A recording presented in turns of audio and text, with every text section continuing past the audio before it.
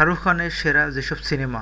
বলিউড বাদশা শাহরুখ খান ৫৫ বছরে পা দিলেন, জেনে নিন তার ক্যারিয়ারের কিছু সেরা সিনেমার নাম। শাহরুখ খানের ছবির মধ্যে প্রথম যে ছবির নাম উঠে আসে সেটি হলো ফির ভি দিল হায় হিন্দুস্তানি, পরদেশ, চলতে চলতে, অশোকা, স্বদেশ, বাদশা, দিল সে, দিল তো পাগল হে, রইস, চেন্নাই এক্সপ্রেস, ভীর জারা, রব ने बना दिल जोरी, Devdas, my name is Khan, Mohabbatein, Om Shanti Om, Kuch Kuch होता है, दिल वाले दुल्हनिया ले जाएंगे।